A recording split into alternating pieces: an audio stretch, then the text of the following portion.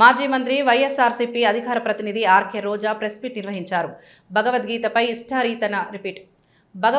ఇష్టరీతిన మాట్లాడిన TTD chairman BR నాయుడిని వెంటనే టీటీడీ చైర్మన్ పదవి నుండి తప్పించాలని డిమాండ్ చేశారు మాజీ మంత్రి రోజా.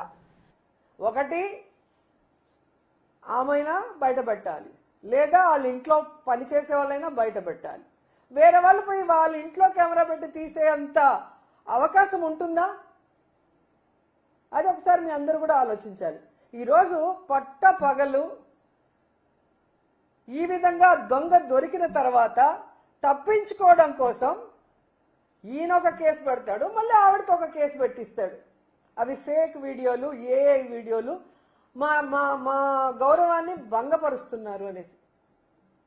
ఆమె పేరేంటో నాకు తెలియదు, ఇందులేఖ అనుకుంటాను. ఆ మేడంకి నేను ఒక సలహా ఇద్దామనుకుంటున్నా. ఇందులేఖ మ్యామ్, ఇక్కడ ఎవరు మీ పరువు తీయలేదు. మీ పరువు తీసిందంతా బిఆర్ నాయుడు గారు.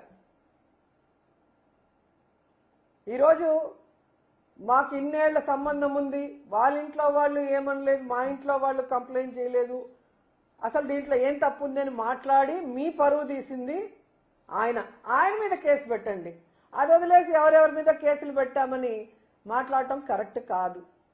రెండోది, మీరు చూస్తే ఈరోజు ఇందులేఖ గారు 2019లోనే లెటర్ రాసినట్టుగా మీరు టీవీ మీడియాలో చూశారు, సోషల్ మీడియాలో అంతా కూడా. అది తెలుగుదేశం పార్టీ ఆఫీస్కి డైరెక్ట్గా చంద్రబాబు నాయుడుకి, లోకేష్కి రాశారు. మరి నిజం లేకపోతే మీరు ఎందుకు లెటర్ రాశారు మేడం?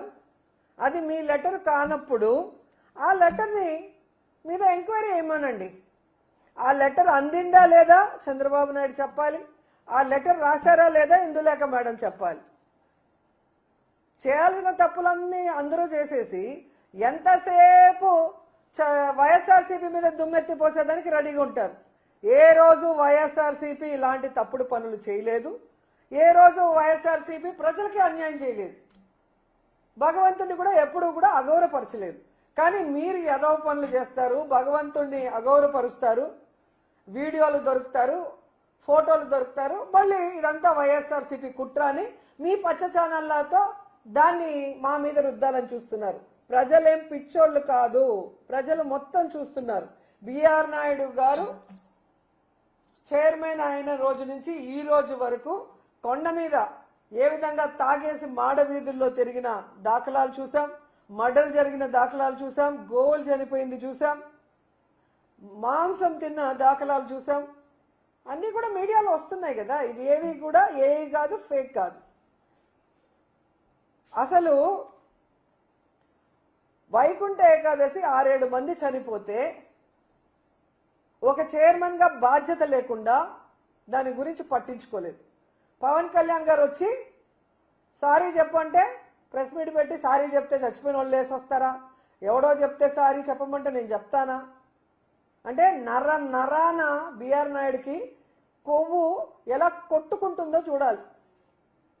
అంటే భక్తుల ప్రాణాలు అంటే మీకు గౌరవం లేదు.